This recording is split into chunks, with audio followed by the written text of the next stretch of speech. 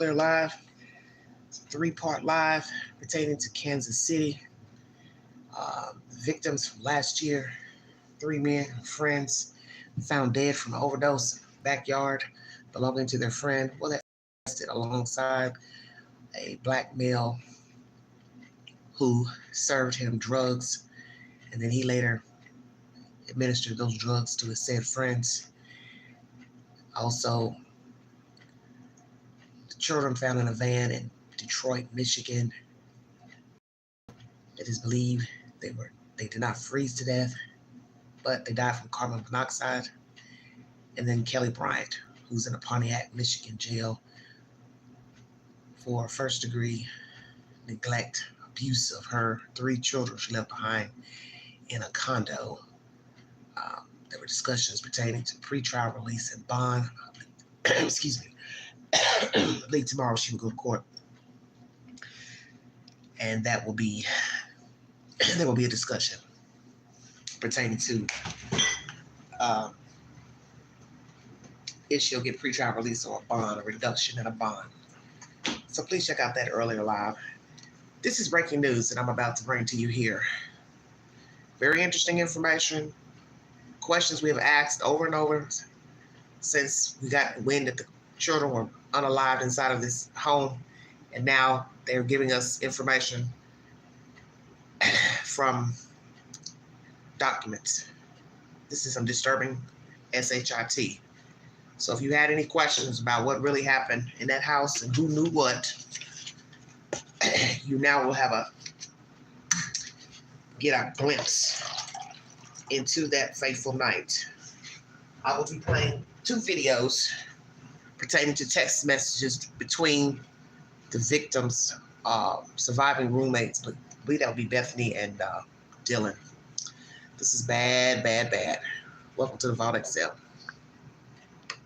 Newsroom right now in connection to the Idaho college killing case. According to new court filings just dropped, prosecutors allege that 2 of the surviving roommates were trying to reach the victims. This is according to these text messages. Prosecutors leading the case against the accused killer, Brian Kohberger, have asked the court to admit these exchanges, saying that they, quote, present a sense of impressions and excited utterances describing the real-time reactions as to what was happening. The surviving roommates are expected to testify at the of impressions and excited utterances. Have asked the court to admit these exchanges. Leading the case against the accused killer, Brian Kohberger, have asked the court to admit these exchanges, saying that they text messages. Prosecutors leading the case against the accused killer, Brian Kohberger, have asked the court to admit these saying that they, quote, present a sense of impressions and excited utterances describing the real-time reactions as to what was happening. The surviving roommates are expected to testify at the upcoming murder trial in August. Now, Brian Kohberger's defense team, who says he is innocent, trying to keep these out. So as we bring this to our ABC News legal contributor, Shauna Lloyd, for more on this. So, Shauna, as we're going through these... To that, Miss Taylor, why do you not want to introduce into court the text messages? You know text messages are introduced in court because it's not hearsay. It's actual people typing, and it's a verification. Then somebody getting on the stand saying, well, Sharon told me this, Mary told me this. It's in ink. It's in ink, and then the people are responding back and forth with one another. So you get to see it in real time. So this isn't hearsay. That's what you're going to hear. She feels like it's hearsay. That's why it shouldn't be admitted. But yes, it should. And we have seen this in many court trials, text messages, emails, letters, journals admitted into evidence. You don't want it put to print because it proves something went on in that house. Someone ID'd your client with the bushy eyebrows and that they were up. Lord, what a mess. Sounds like text messages out there. We'll start there. They say they're not hearsay, as the defense team would allege. They also note, Shauna, that the previous judge in this case in Moscow decided to allow some of these. And what the prosecution is really saying here, Shauna, is that this creates a timeline. So when you hear that and you think about this timeline and these text messages that go from about 4:22 in the morning describing someone wearing a ski mask, trying to get a hold of each other, how scared they are. And then the next really big question here, Shauna, is this 911 call that comes several hours later. But another thing I want to point out here is a 10:23 a.m. text message exchange. So there's just a lot of dotted timeline here. What does that do to a jury? What does that do to the case here? And do you think the judge will allow it?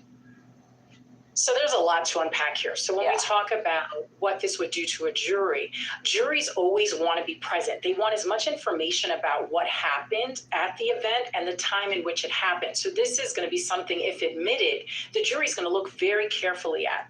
Now, what is the standard for admitting it? We have to remember that hearsay is basically it's given out of court that is brought into court to prove that it's true.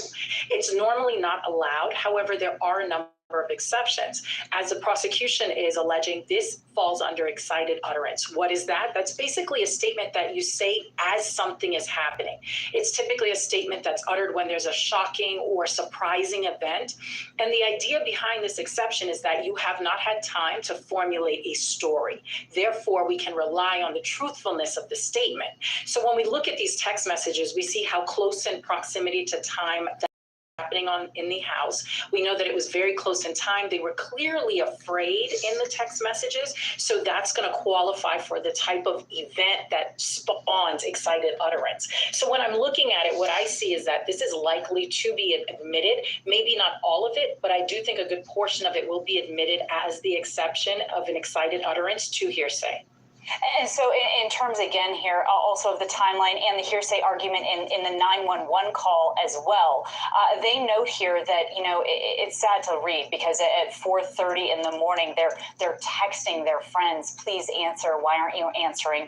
Then again, at 10:23 a.m., please answer, are you up? A reminder to our viewers here that the 911 call was not placed until 11:58, so even more hours passed there. And what prosecutors are saying here is that the previous judge ruled the 911 call also is not hearsay and that it also helps them understand why the call came in for an unconscious individual, because if you remember this case, that had a lot of question marks around it. Absolutely. I mean, when we're looking at this 911 call, we have to remember, and it does provide a lot of context, because if we look at the text messages as they are and plain reading, it appears to be individuals who are nervous and scared that there's something happening in their home. So when we talk about 911 calls, the things that people say when they discover someone that seems to be unresponsive, those are typically going to fall under the excited utterance exception because it's happening real time. And it's something that is going to normally shock most individuals into making statements that are going to be truthful because they haven't had time to think about it. So I'm not surprised that these would be admitted. It's obviously up to the judge, but it's very clear that these would fall under that exception. The 911 dispatcher in this readout of this call continues to ask the people on the phone to stop passing the phone around. The dispatcher says, I feel like I've talked to about 4 people here, noting, Shauna, that both of these surviving roommates are to testify at this trial, and that the defense has really been trying to put some question marks, in particular about the one surviving roommate who says she saw a man clad in black that night. How does a 911 call like this change that? I mean, the 911 call provides a lot of context to the jury and to the case. It also speaks to who was there, what they were seeing, what was actually happening at that time. So, in the 911 caller wanting to make sure that the phone's not being passed around is what she communication line, and that she can identify who she's speaking to, because that's very important to know who was there at that time. So all of that information is going to be very critical to this trial. It certainly is. This is a huge load of information, perhaps the most dramatic that we've seen so far in this case. Shauna Lloyd, thank you so much for coming on to help us make sense of it. Great to join you, Kane. Of course, and be sure to catch my ABC audio true crime podcast about this case. It's called The King Road Killings, and you can download it wherever you get your podcast. Okay, so Oh, Lord, Lord, Lordy, Lordy, Lordy.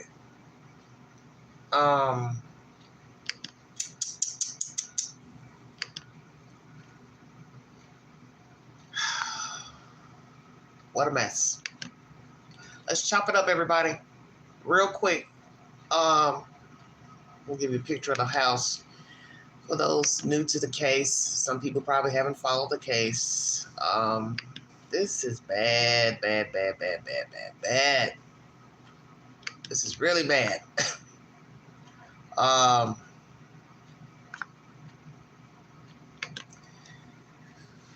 where do I start? Passing the phone around. Why were you all doing this? These are the questions we had years ago. Because you never could understand, what the hell was going on. This is still bad. This is just so bad for all the obvious reasons. I don't even know where to start. My brain is, because, I've been under the weather, so if I sound like I'm a little disoriented, please forgive me. This is bad, bad, bad. You're passing the phone around, which we questioned that then. Why are you all passing the phone to every Tom, Dick, and Harry? You're calling all these different people. Now we know that you all were awake while these kids were being bludgeoned. The ski mask situation, that's got me trying to figure that out. Because our understanding is that he had a mask on, but the eyebrows were shown. So now I got to say, with a ski mask, his eyebrows were able to be seen in the ski mask? Help me understand. Because I'm thinking of a ski mask, you're not going to see eyebrows. You're just going to see a mouth and eyes. So what type of mask did he really have on? I'm just asking all the questions. Okay? A regular ski mask or half of a mask? I got to ask. So this, oh my God. You heard something, Dylan, obviously, because you're on the floor beneath the girls, okay? And then your friend Bethany, she's on the bottom. And noise travels. I don't care what anybody says, especially in the still of the night, still of the morning. When it's quiet, people aren't doing anything, moving around, noise travels. You can hear conversations. I'm not going to sit here and believe nobody can hear conversations in 3-level house. Of course you can. You can hear all kind of stuff. It's an old house. It's not a new house. So you heard something going on. That's why you kept getting up, getting up, getting up. Allegedly, you yelled something. So all this is baffling. This man walking by after he's murdered Xana and Ethan, he walks by you, he don't say nothing. So when we say crack door, how much crack are we talking about? You stood, he was in a hurry, he walked by, he didn't see you standing there. That's why I said, how big was the crack? And the fact you all are texting one another, that now proves the point that we have all been wondering if everybody was up, fell asleep, what? The next video I'm going to play is even worse, because now you're going to get an itemized statements of what they said to one another. This is all crazy to me. This is why I have said this so many times. I'm such a hard nose. Anybody that follows this network know how I navigate. This is the very reason why I don't like being bothered with people, because I don't ever want a person to be in control of my fucking destiny. And this right here, I don't care if nobody likes what I'm getting ready to say. I don't care. This is why I don't want to ever be where those kids ended up if I had to depend on somebody else in the house. Yeah, I'm going to say that, okay? I'm going to say that. Okay? Get out of here with the nonsense.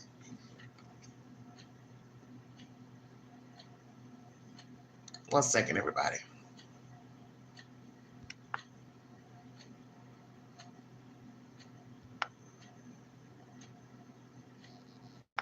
I don't ever want anyone to have control of my destiny. Ever. This is example. You are up while this shit is happening, and you let all these hours go by, and you don't call 911. You're texting the girls, they're not answering. They're not answering. So I need a timeline.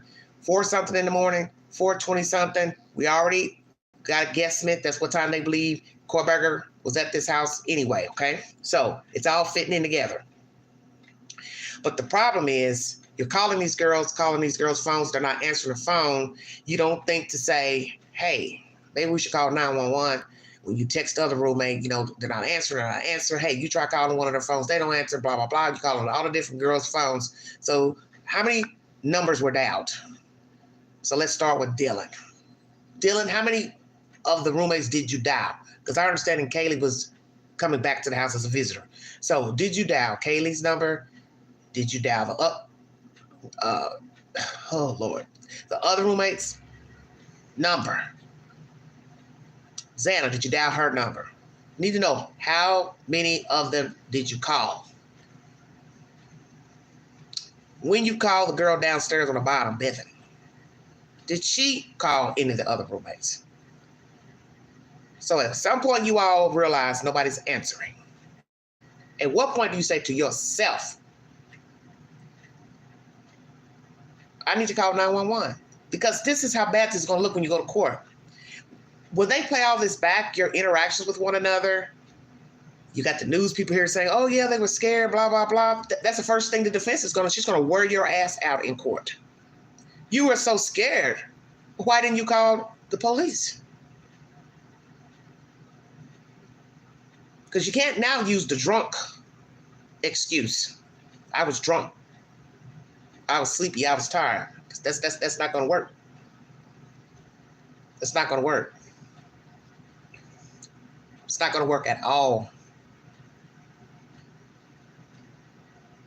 There's a title on the video.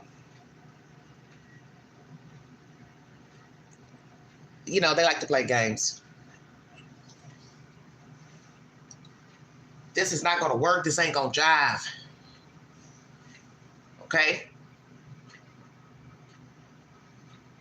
You're texting.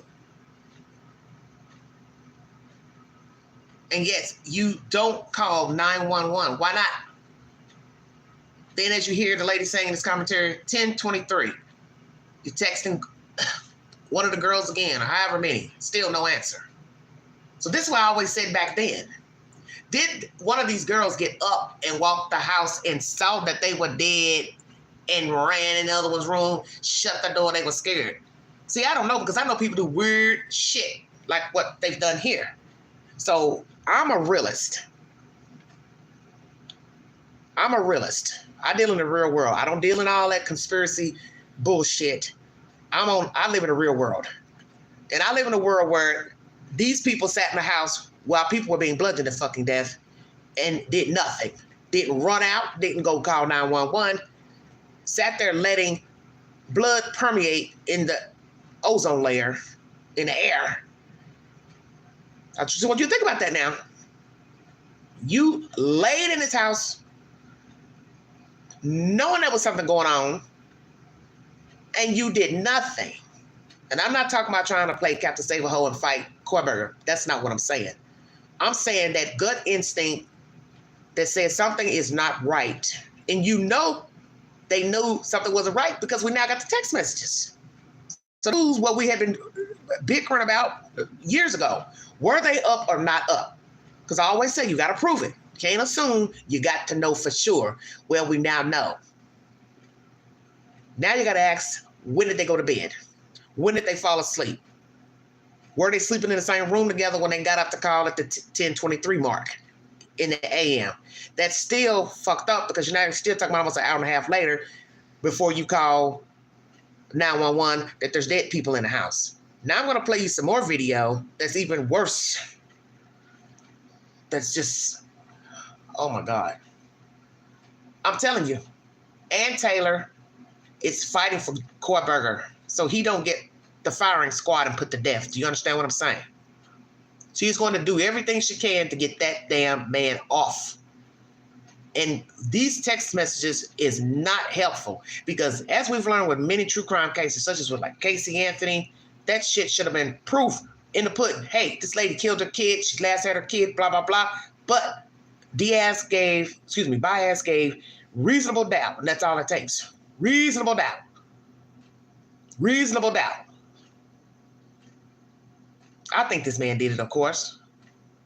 But it just looks bad now knowing these kids are up while their friends up there fighting for their lives. Now, people are going to argue who screamed, didn't scream. Could you hear a scream? If he cut their throats, naturally, you can't scream with your neck cut. But they still knew something was going on. And then you saw a person in a ski mask. So even if you didn't hear anybody scream, you knew, okay, why is this strange guy walking by with a ski mask on? Even though, yeah, we know it's winter, but you're inside. See, it's... this is bullshit. The fact that Xana is whimpering on audio from the neighbor's house, 50 feet away. Stay woke now. Her window, 50 feet from somebody's front door. So as I said to you all, even then, if you've got audio, you better hope there's visual. Meaning, they've got Kohlberger coming in and going out. Checkmate. Because what's the purpose of audio without visual? Will we get to see Kohlberger entering this house and also exiting this house? I hope so. Now, I know y'all are going, all right, Queen, where you going? You should know where I'm going with this. If that girl can be heard 50 feet away from somebody's door on audio, that means somebody in the house had to have heard her whimpering.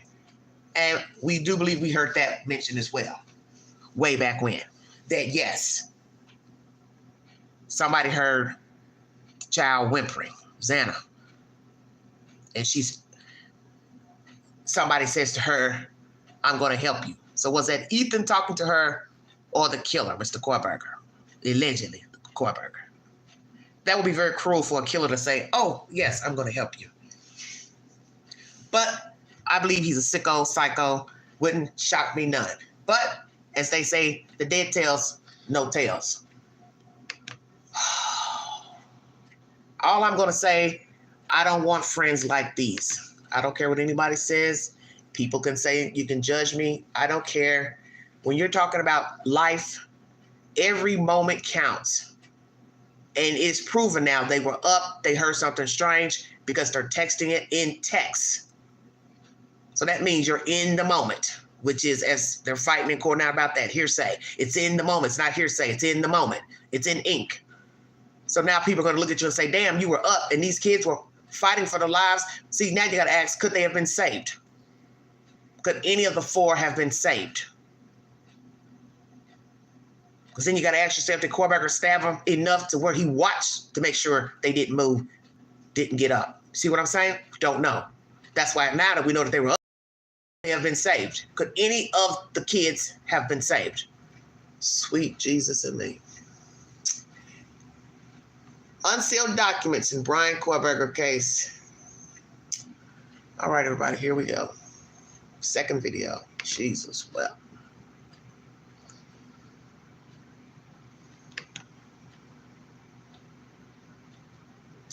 Damn. Woo, I wouldn't. Nobody. I tell you, young people, all of you, you better know your damn friends. That's all I'm going to tell you. You better know your damn friends.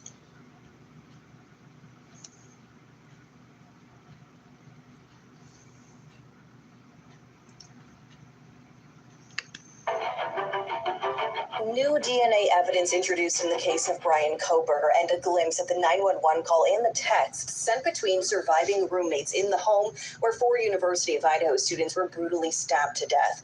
According to recently unsealed documents, at 4:22 in the morning on November 13th, 2022, one roommate known as DM texts another known as BF, quote, "No one is answering. I'm really confused right now." DM then texts one of the victims, Kaylee Gonsalves, "Kaylee, what's going on?" And then again to BF, "I'm freaking out right now." They mention a ski mask and say, "I'm not kidding, so freaked out." BF texts back, "Come to my room. Run." Prosecutors asked the court to admit the exchanges in evidence. The filing also includes a redacted transcript of the 911 call from the home after the unresponsive body of Xana Kernodle was discovered. The callers telling dispatch they found one of their roommates passed out, saying, quote, "She was drunk last night and she's not waking up." Dispatch asks if she's breathing, and they said no. See, I have a problem with this. She's not breathing. She got drunk last night. Well, where is the part where you say she's bloody? So who are you speaking of? You speaking of Xana? Or you speaking of Kaylee and what's her name, Maddie? Where is the urgency? Help me understand. This is bullshit. This is bullshit, everybody. Where is the fucking urgency? How do you not say, hey, there's blood everywhere? Because let Mr. Gonzalez tell it, obviously his daughter fought back or was stabbed more. He's saying it in a roundabout way, which had us all confused years ago. That's why they always tell you, say what you gotta say, make a point. Stop talking in riddles. Because he did that a lot, which was very annoying to many people. You know, say what you're trying to say. But like they said, you're going to get more wounds if you're fighting someone back, more than if you were asleep and the person just came out of, you know, boom, boom, boom, stabbed you. You couldn't get a hold, you know, your grip to try to fight back. You know, naturally they win. He's a big guy. So I'm assuming Kaylee had more wounds. She did or she didn't. Guess we'll wait to see. But this is jacked up right here. Did you just see those text messages? Bethany tells her to run. Do you know how fucked up this is going to be when they go to trial? Because they're going to play all this back verbatim. And you got to sit there and look at your own text messages on a fucking screen and tell yourself and the world why you all didn't call 911. Run! So this is why I said, how long was the texting going on between the survivors versus the dead? Because the dead didn't respond. So that means you stayed in this house knowing something was wrong, because your text messages ain't gonna lie on themselves. You knew something wasn't right, and yet you stayed in there. So then this is why I asked the question years ago. I said, you all gonna be fucked up if you find out one of them girls got up and already saw that they were butchered and went right back in their fucking room and shut the damn door and laid in there trying to figure out how they was gonna call. And I know somebody will say, well, damn, Queen, that sounds so stupid. If you see dead people, don't you call? Hey, let me tell you something. I trust nobody. That's just me. I don't trust nobody. I don't put nothing past nobody. I'm not saying these girls got anything to do with this. What I'm saying is this texting is proof they didn't have no urgency to say, hey, we need to call somebody. They wait until daylight savings time to call everybody on fucking campus come over to this fucking house where they play, you know, the telephone game with the fucking dispatcher. Which I'm sure that annoyed the hell out of the dispatcher because they're listening to all these different people talking to them. And they're thinking, okay, what the hell's going on at this house? And everybody talked about that as well. Why you got all these people sitting outside the house? Why are you calling all these people when you just found dead people in your house? Because one gets hysterical standing outside the house, okay? One of the girls, or the two girls are out here, allegedly, they call somebody or somebody walks by and somebody is talking on the phone but can't get their words out because they're upset about what they found in here. Then they pass out, then somebody else grabs the phone, here comes the telephone game. All that is weird to me. I'm sorry. This shit's weird. Then someone on scene says, I think we have a homicide. Separately, filings reveal a 3-person mixture of unknown DNA was found under 21-year-old victim Madison Mogen's fingernails. Koberger's defense team has asked that the DNA evidence be kept from the jury because jurors could believe it is Koberger's, but according to his defense, it is not. Koberger has pleaded not guilty. His trial is set to begin in August. He could So the unknown DNA under Maddie's belong to whom? Who do they belong to? Is it Koberger's or not? It says DNA test results inconclusive would mislead the jury. I don't know what it's gonna do. Oh my God.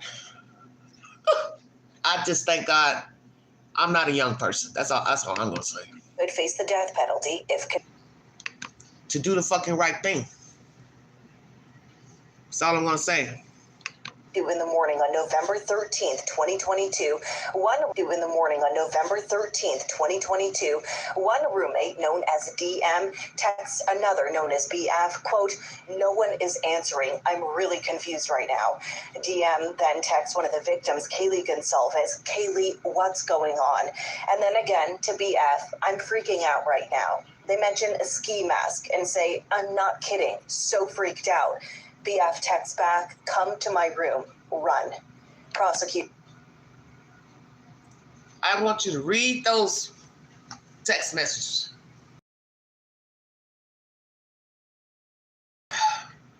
I'm not kidding. So freaked out. Bethany says to her, come to my room. Bethany still replies, run. Did she run down there? She opened the door and run down to Bethany's room. Did she stay in her room all morning? Did they sleep in the same bed together until daylight? Or did they stay away? Because you're talking about at least 6 hours later, or less than 6 hours before they make another call to the girl's room at 10:20 something in the morning, 10:23. And then you didn't call 911 until late. Still, more time. Dead folks just laying around. And yet, you're hearing, did you check to see if they're alive or dead? Yeah, she's passed out. So are they talking about the girl that passed out outside? I'm confused, because this don't make no sense. But then they go on to say, well, she said, no, she ain't breathing. So they couldn't have been one of the roommates that passed out outside where they were passing the phone around, because she's alive, so she would still be breathing even if she passed out. So you got to be talking about one of the dead girls. But where is the part where you say, oh my God, there's blood everywhere? I don't know what the hell's going on here. I don't want to say nothing that I just heard here. This is still just as puzzling as it was when we didn't know nothing. Come to my room. Run. All this taking place after 4:22 in the morning. None of the girls are answering their phones. Bethany's telling her to run down there, telling Dylan to come on down to my room. So you got to ask yourself, what's the timeline of when she made it out of her room, made it downstairs, that they locked this damn bedroom door? Did they call anybody else? Got to ask that too. Did you call anybody else after 4 o'clock in the morning? Call anybody else in their dorm to say, hey, I think there's something. Then somebody's going to ask that. Well, why didn't you call somebody else? You called somebody that morning when you finally got your ass up. Why you didn't call somebody then? Hey, can you come over here? We're scared. Then somebody with some sense should have said, well, why you don't call the police? Why didn't you girls call the police? Help the queen understand. Is it because you all have had run-ins before with the police at this, excuse me, at this address? Because I'm starting to believe that's why you didn't call. You all had run-ins before. We've seen the footage of 911 coming to your address for noise disturbances. You all were a rowdy bunch. Is that the reason why you didn't call? You didn't want to get the police involved. I'm just asking. All I can say is, I'm glad I'm not a young person. I don't ever want to be in this type of situation. I don't want to be in this situation at 54. I don't want nobody to have, I'm serious, control over my damn destiny, fate, to get me help. Because if this is how people are going to behave, hell no. I don't want you for a friend. I don't want you around me. This is the reason why I tell young people, you need to be very careful the people you hang with. You better know your fucking friends. You better know what they will do in case of an emergency. Just like the TV show said, what would you do? Yeah, you might need to try that on your friends. And that's a sad thing to have to ask another human, what would you do? But maybe people do need to start, excuse me, questioning their friends. To say, hey, what would you do? Because this is something, I don't care what nobody says, this is asinine to me. Straight up asinine. To now know these people were up texting, knew something was going on up in that room with them two girls, had them known something was going on with Xana, because we heard she was whimpering. That's on audio. So if audio picked it up through the walls of another house, you had to have heard something in the house. Because you're in the house with the girl who's being stabbed up alongside her boyfriend. Excuse me. And your other two friends upstairs. And I'm assuming the two girls upstairs got the business first. Then he walked down those stairs, bypassed Dylan's room. Her room sat in the hallway. He walked around that corner to the left and went into Xana's room, gave them the business. Then he came back in that little hall of Xana's room, which goes into the living room, then poof, got to pass Dylan's room, and somehow she sees him coming out after he'd done everybody up. And that's all weird too. In fact, you all just leave a damn glass door unlocked. I'm assuming if that's the way he came in and left out. The fact that he didn't try the other girls. Because if he watched the house and he's been stalking these girls, or one or two, whichever, he knew how many people lived in this house. He knew they had boyfriends. He knew who had dogs, didn't have a dog. He knew all that. He's been there 10 times. That's why I said the story never made any sense that there were other people that survived. Because he knew who stayed in this house. He's watched their cars. He probably got the tag numbers. He's watched them come in, go out. He's looked at their Facebook pages, IG pages to see who's who, any videos they've made. He's watched all that stuff. And the fact that he was so brazen to go up in this house and knew he could get in, that leads you to believe he's been there before. That's what he said. He's been there 10 times. So now, when you say 10 times, you now got, excuse me, sorry about getting choked up, everybody. You got to ask, has he been inside? Because how do you know you can get in? Bingo card. Somebody answer that for the queen. Kohlberger, how did you know you can get in the house?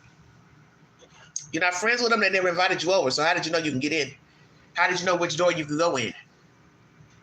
Have you been inside this house before, Mr. Brian C. Kohlberger? Had you made entry into this house while the girls were in there or they were gone? The fact that he would try to go in there while he thought they were gone, that's even more brazen. Not knowing who else could be in there, spending the night visiting. This is creepy as hell. Because you can't see that side door from the street. You'd have to be coming around the bend during winter, have a view of the back side of the house to say, oh, there's a glass door to get in there. This is all crazy to me. And if that man has been inside this house, holy you know what. Holy you know what. But I think that would creep anybody out knowing, one, you're being watched, you're being stalked. The person's been driving by your house, walking by your house. The person has been in your house. What if we find out Kohlberger has been inside, taking pictures, lurking about, hiding in closets? Say, well, see, I said before when they said the kids partied a lot, had parties, is a recipe for disaster. Because you don't know people. Can't assume because they're oh, well, we're college kids. We're all good people. Well, he was a little older than them. He's a college student, and he is not a good person, if I believe he is the perpetrator.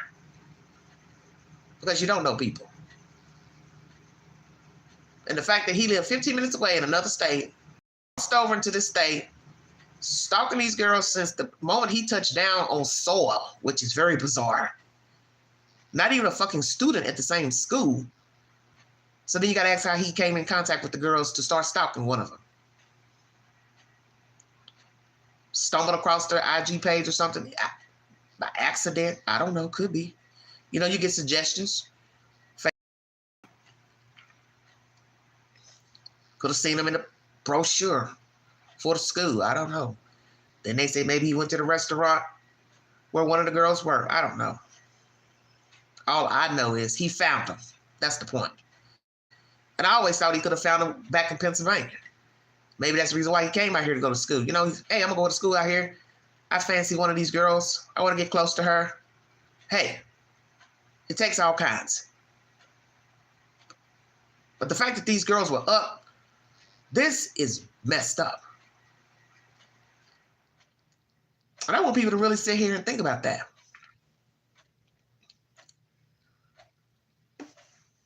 They were up texting while their friends are being butchered.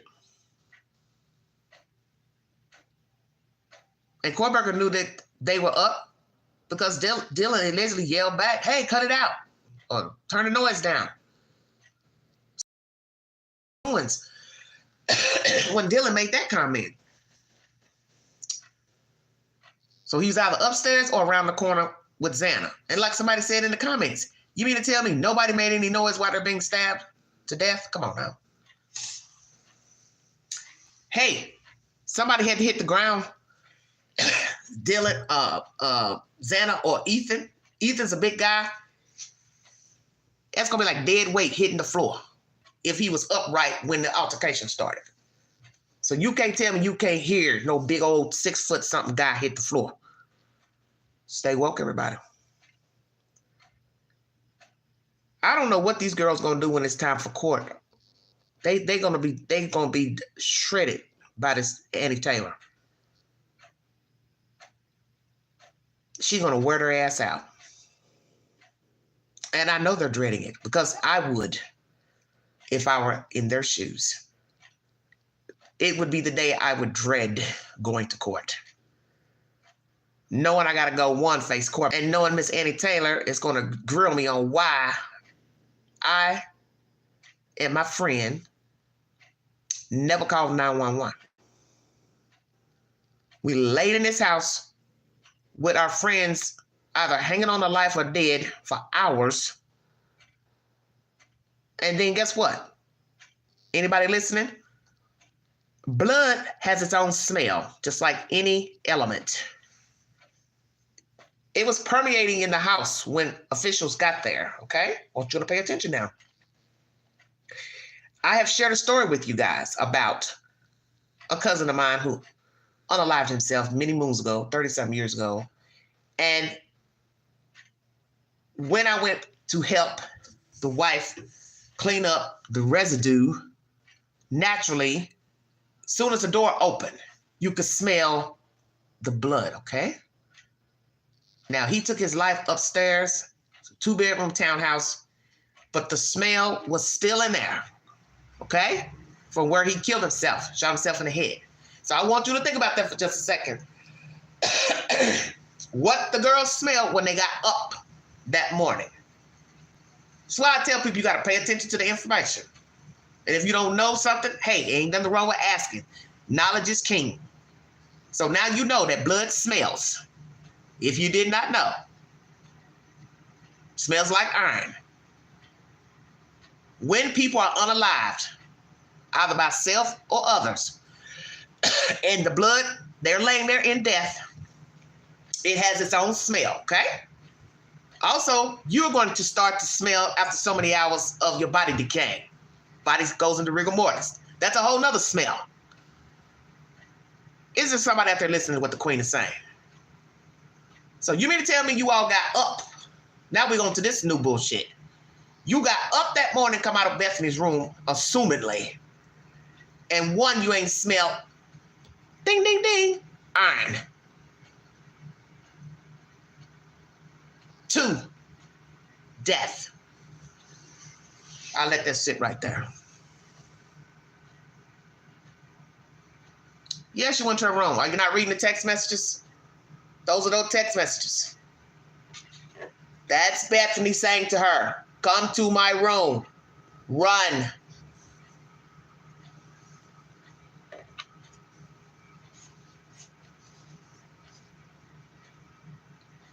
That's why I asked all the questions. I ask questions that most people aren't willing to ask. I don't have any fear in asking questions. You can't learn anything if you don't ask. Because the point is, if they go to court, either lawyer is supposed to ask the same damn questions.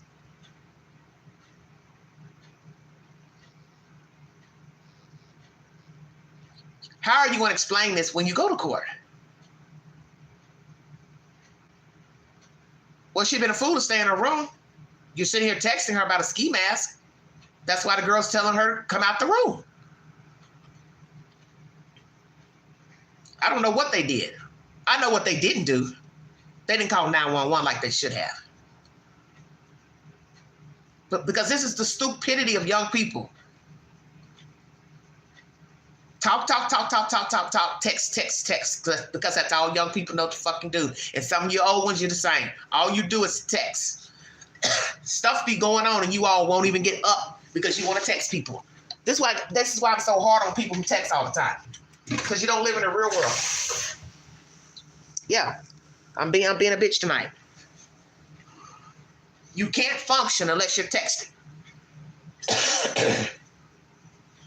You see it, you're texting while you're driving, you're texting while you're walking, you're texting on break, you're texting on the job, you text.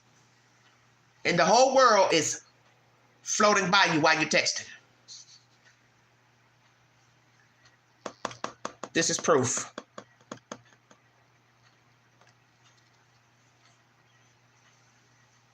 Folks being butchered and you're texting.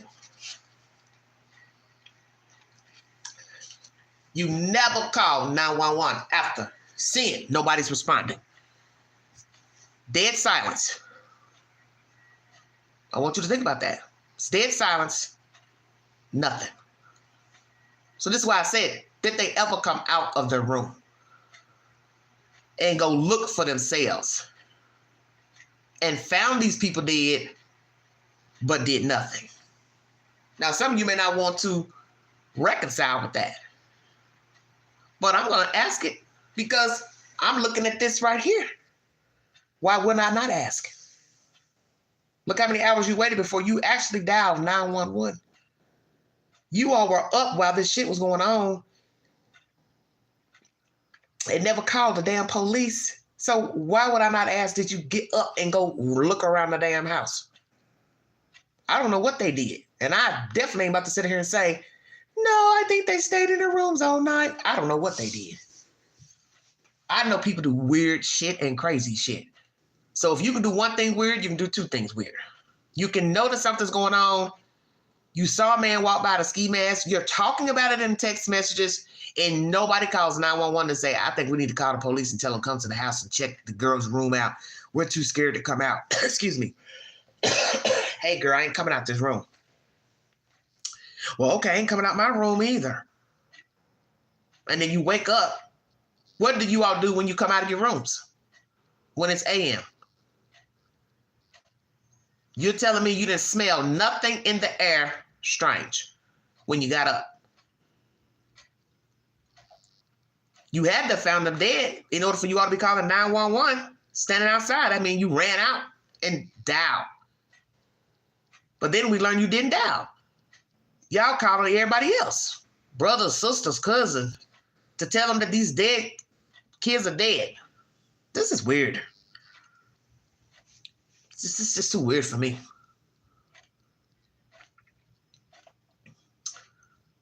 Neglect or participating. Buffalo, what's your problem? Why do you keep wanting to put these people into this crime? What's the deal? There's no proof that they knew Kohlberger. There's no proof Kohlberger knew them. Got to have proof.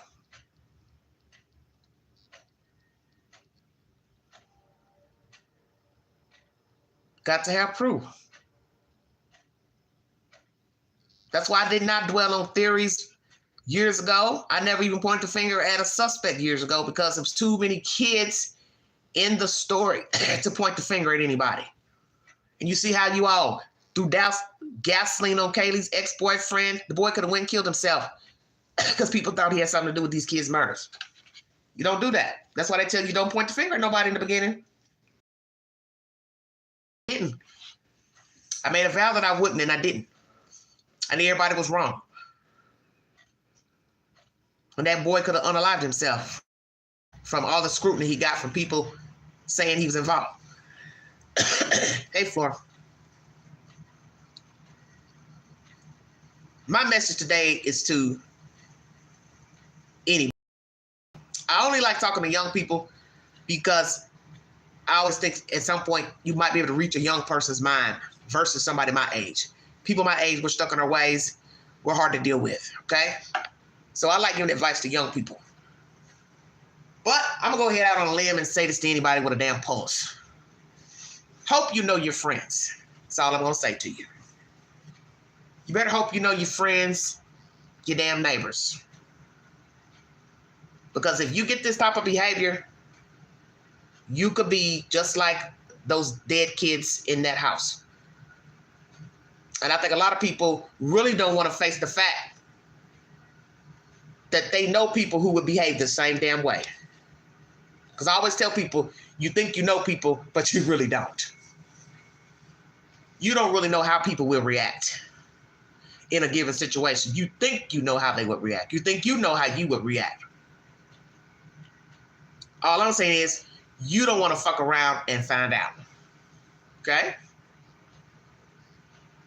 You don't ever want to be in this situation of hoping somebody's going to notice something that ain't right and they're going to call 911. And they don't. This is a hell of a way to find out. This is a hell of a way to find out. And I'm hoping these girls realize we fucked up. Even if none of the kids could have been saved, it's principle. You didn't do nothing. You didn't call. Scared or not, you had access to a phone. You had access to a phone. You could have just said, hey, can we get an officer out here? We think something's going on in one of the girls' rooms. Some strange stuff going on. Saw a guy with a ski mask walk by the room. I'm trying to dial their phones, but they're not answering. You still let 6 hours go by to call Kaylee's phone or one of the other girls' phone. She still ain't getting no answer. And you still didn't call 911. At 10:23 a.m. You all didn't make contact with the law until 11:58. That's an hour and a half later. We can't deny that. Nobody with some sense can just let that fucking slide. Come on now. So common sense will tell you, ain't nobody alive at 10:23 or 11:58 a.m. These kids have been long dead. God knows how long. But like I said, had one of these dizzy-ass girls said to herself, let's call the police anyway to be on the safe side. What did you have to lose? Because what if Kohlberger had said, uh-oh, I left two behind. Stay woke, everybody. You see, he came back that morning. And he came back because he knew he left the sheath behind. Now, what did he do with the knife? Don't know. Probably hid it somewhere where he can go back and look at it. It's somewhere. But he went back that morning because he forgot the pouch that held the knife. And he contemplated, should I go in? Should I not? Don't want to be seen. It's daylight now.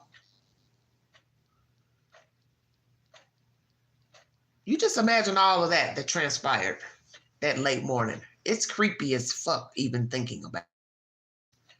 The riding by,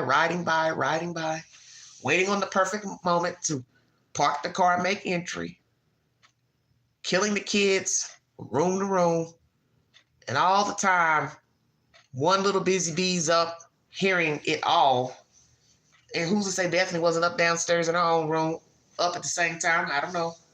But at some point, they make contact with each other by phone, and they never dialed 911.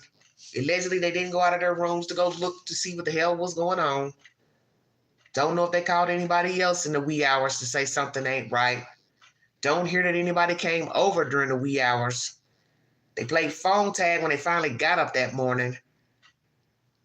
One of them passed out on the ground while somebody else grabbed the phone talking to the dispatch.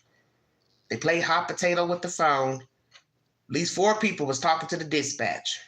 I want you to think about that. How confusing that was for the operator. Wondering what the hell is going on over here at this King Road house.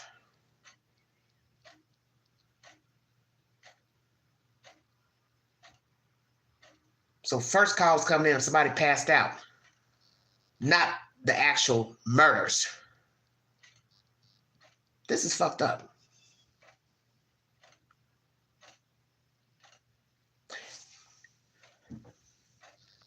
Do you know what this reminds me of? Looking at these text messages, it reminds me of a horror movie. Where you're sitting here looking at it happen on your screen, and you're telling the people in the screen who can't hear you, stop, don't do that, run, put that down, don't look back, don't open the closet, don't go outside, don't get in that man's car. See where I'm going with that? That's what this bullshit reminds me of. A really bad horror movie that is an actual event. No actors, no screenplay, no script. A really bad movie. That's what's scary about this bullshit, is that there were actual people in this house who had no idea they were going to never see daylight again. And while they are being butchered, there are people up in the house listening. Now, you're going to also have to explain that to 12 members of a jury. What you heard while you were up, while you're slamming doors, while you're telling them to cut it out, and while you're also texting Bethany, hey, I saw a guy walk by with a ski mask on. You got to explain that in court now.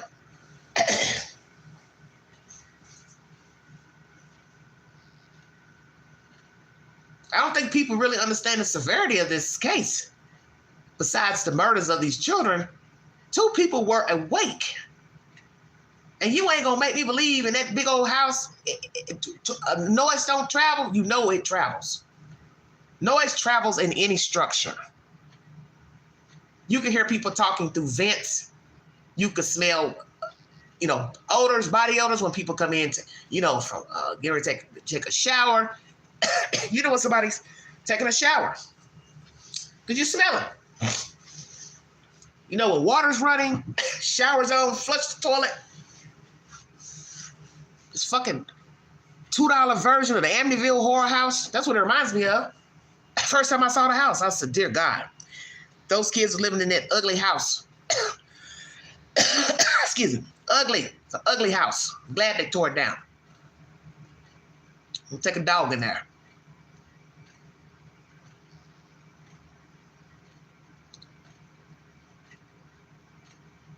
You got to now go to court and explain yourself. Well, what did you think was going on in there? What did you think was going on in Kaylee's room? Maddie's room? I don't know. Thought maybe somebody was fighting. You didn't get up and go look? You sure you didn't get up and go look? No, I didn't. And what time did you call Bethany? Bethany, did you come out of your room? No, I didn't come out of my room. Sure you didn't come out your room? Sure you didn't go check to see what was going on in these kids' room and saw that they all were butchered and went back in you all's room and played possum? Annie Taylor's going to shred them to pieces, I'm trying to tell you. She's going to eat them kids alive.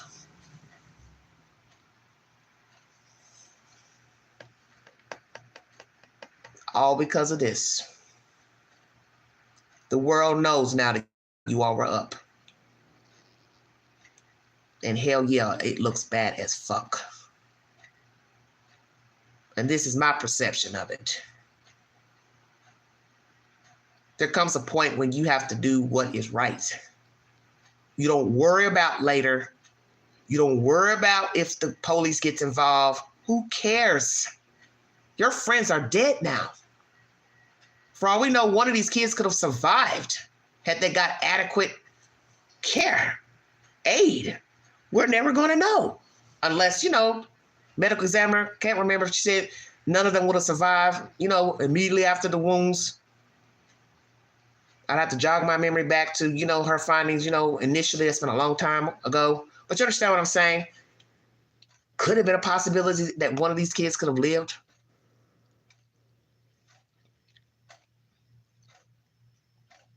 And just imagine Kohlberger wanted to go back to finish these kids off. Bethany, Dylan. Oh, I left 2 behind and my sheath. Oh, shit, it's daylight. Somebody might see me going in, coming out. This is scary. This is so damn scary. Because sadly enough, if it wasn't the Idaho 4, it was going to be somebody's kid. That's the gist of the story. It was going to be some unlucky female that Kohlberger was going to assault and unalive because it had been in him and it had been brewing for some time. So if not Idaho, it was going to be Washington, where he went to school. Pennsylvania, had he not moved out to the Pacific Northwest. Sadly, it was going to be a victim or more. And if he got good at it and killed just one single person, he would have gladly done it again.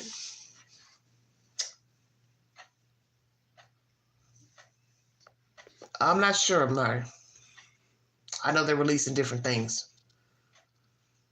But that's my content. I'll play this one time again, then I'm going to check out of here. This is live number 2. Check out my earlier live. It was a 3-part live from earlier. And I may go live again on this subject tomorrow. And oh my goodness. I got this hours ago. I could have went live earlier, hours ago, but I just was wanting to rest for a minute. I said, I'm going to hurry up and get this out, tonight, because the news broke tonight. But this is so damn bad to me. And I don't care what anybody says. To me, it makes it worse. To me, it makes it all the fucking worse. Because now the family members know that you all were up. And hell yeah, Mr. Gonzalez, he has never been shy about his commentary. What will they have to say now that they know these girls were up? Lord have mercy. God help us. New DNA evidence introduced in the case of Brian Kohlberger and a glimpse at the 911 call and the text sent between surviving roommates in the home where 4 University of Idaho students were brutally stabbed to death. According to recently unsealed documents, at 4:22 in the morning on November 13th, 2022, one roommate known as DM texts another known as BF, quote, "No one is answering. I'm really confused right now." DM then texts one of the victims, Kaylee Gonsalves, "Kaylee, what's going on?" And then again to BF, "I'm freaking out right now." They mention a ski mask and say, "I'm not kidding, so freaked out." BF texts back, "Come to my room, run." Prosecutors asked the court to admit the exchanges in evidence. The filing also includes a redacted transcript of the 911 call from the home after the unresponsive body of Xana Kernodle was discovered. The callers telling dispatch they found one of their roommates passed out, saying, quote, "She was drunk last night and she's not waking up." Dispatch asks if she's breathing, and they said no. Then see right there. So I guess they're talking about Xana. The 911 call. Where is the mentioning she's bloody? She was stabbed too. So are we going to hear that later on? How they found the victim, Xana? I guess they went to her room first. Or was she out in the hallway? I mean, you know, the living area, in her doorway. Where was she found? But she had to have been in the room. Somebody had to have been in the room bleeding because blood went outside. So where was Ethan? Just asking all the questions. It's jacked up. Then someone on scene says, "I think we have a homicide." Separately, filings reveal a 3-person mixture of unknown DNA was found under 21-year-old victim Madison Mogen's fingernails. Coburger DNA was found under... Filings reveal a 3-person mixture of unknown DNA was found under 21-year-old victim Madison Mogen's fingernails. 3-person mixture. DNA. I missed that last time. So whose DNA is under Maddie's nails? 3 people. Are they going to reveal that they even were able to detect the DNA of who the 3 people were? Oh, Lord have mercy. Oh, God, my head hurts. 3 people under Maddie's fingernails. That ain't good either. So then you got to ask, did Maddie hang with the girls all night? Or did she with a male? Oh, Lord. I'm sinking up here. Coburger's defense team has asked that the DNA evidence be kept from the jury because jurors could believe it is Coburger's, but according to his defense, it is not. Coburger has pleaded not guilty. His trial is set to begin in August. He could face the death penalty if convicted. So that's the very reason why district attorney don't want this evidence out about the DNA, but you gotta let it ride. Because we don't want no secrets later. We don't want nothing later to hinder this case or be have to him get off on a technicality, play it all. Just be done with it. Don't leave nothing out. Because this is how people get appeals, leaving stuff out. They'll say, oh, I didn't get good, proper representation. They didn't show all the evidence.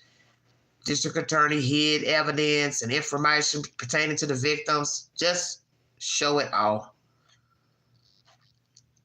I still believe Coburger is behind this crime.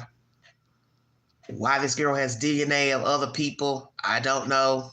Maybe she wasn't a real clean girl. I don't know. You know, I'm just throwing that out there. I don't know. I wasn't there. Now we know why she wants that evidence shown, Miss Taylor, to say, well, it ain't my client. It could have been somebody else in there. But you still got to explain, Annie, why Coburger's touch DNA is on that sheath. He don't know these kids, they don't know him. Why would his DNA be on there? Even if there is unknown DNA under Maddie's fingernails. Why is his there? Because ain't nobody else arrested. So you still got to explain why your client's DNA is there.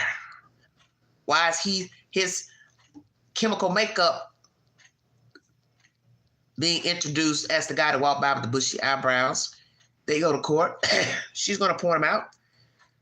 This the guy you saw walk by? Yes, I believe it is. So she either want to say yes it is or she think it is. Dylan. Oh, Lord have mercy. What a mess. What a mess.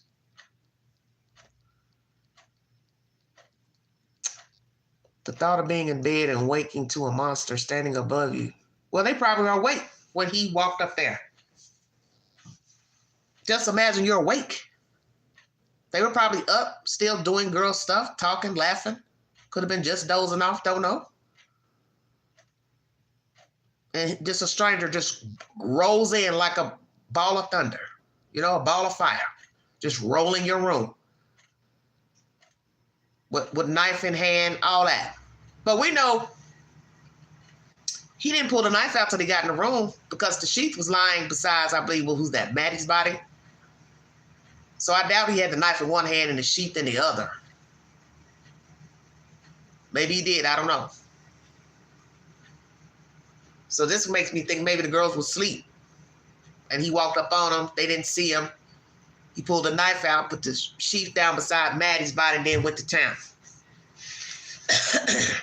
It's all disturbing, however it went. Mr. Kohlberger, you'll get to sit there and listen at the evidence and nod your head and laugh to yourself. No, that ain't how it went. No, you're leaving that part out. Oh, he's going to revel in this because he knows exactly what happened minute by minute, second by second.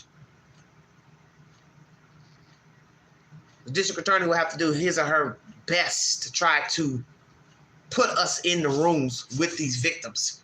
But only Kohlberger knows how everybody was positioned, who was up, who was awake, who was asleep, who was sitting up, who was eating, who was on an iPad. Kohlberger knows all that. He's never going to tell it. He's never going to tell it. As much as he'll probably want to spew it off his tongue, that ain't what happened. That ain't what happened.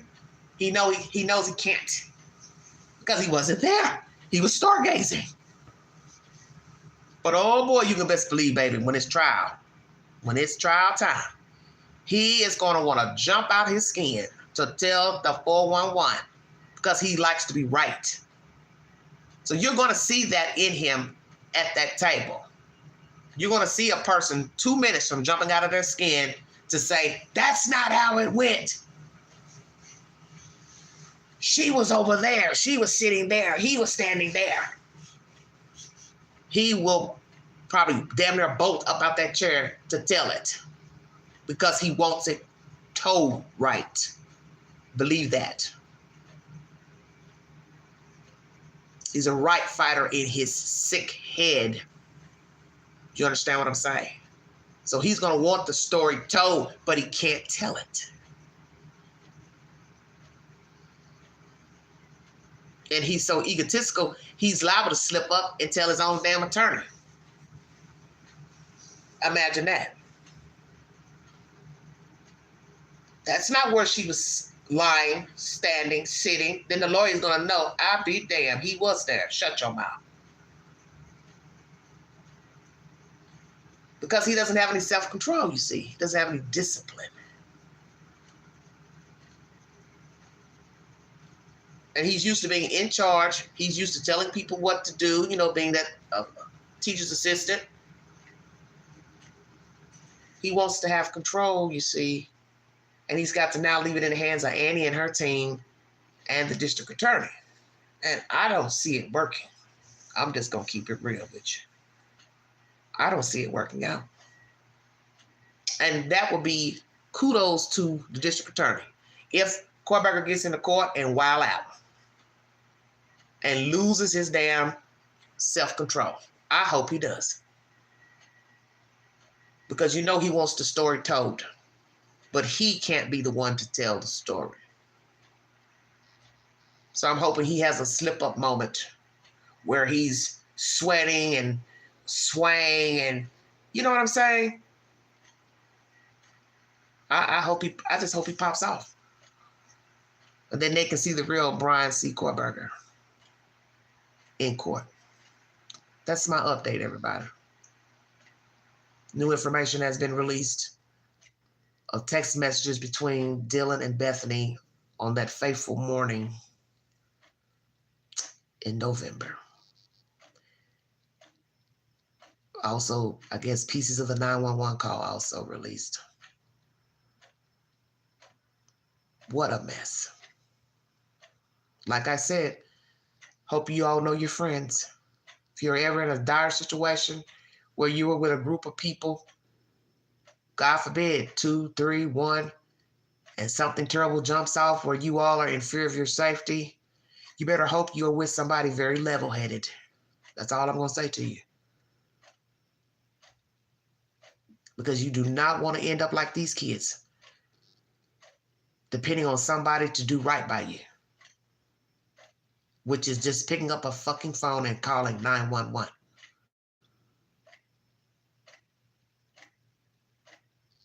Wow. Wow, wow, wow. That's my commentary. If you'd like to donate to this great network, $BigAngie129 Cash App. Stickers and chats always welcome during the live stream. Thank you for your time. You have been listening to live number 2. I will put up a movie for this weekend. It is Bloodline. It is free on the Freevee app. Check it out. It's a very, very, very good movie. This one is for my horror fans. It's, to me, an updated version of Dexter. It's a very, very good movie. Prayers to the families. Praying for closure. Kohlberger's trial is supposed to be this August. A little ways from now. It's still in winter. But I'm praying that there won't be any more hangups, any more setbacks. Put an end to this nonsense and this drama. And I pray that he is found guilty. I do believe they have the right person in custody. They do believe he did this crime alone. And so far, there have not been any more arrests in this case. Now, what all they have, as far as evidentiary material, the state, we will see when they get to court. I'm sure there's much more, a whole lot more. And we'll probably get testimony from different people because I'm sure Kohlberger left breadcrumbs. I won't doubt somebody's going to tell us they saw him walking by this little street right here, looking and lurking. And he walked up behind that building back there and sat and watched the kid's house. Oh, yeah. We just might get somebody to tell us that. Oh, I've seen the car. Yeah, it drove by this many times. It drove up here. It parked. As they say, there's always an eye in the sky. Big Brother is always watching. Indeed. Thank you for your time. Have a wonderful weekend. You've been listening to the Vault XL.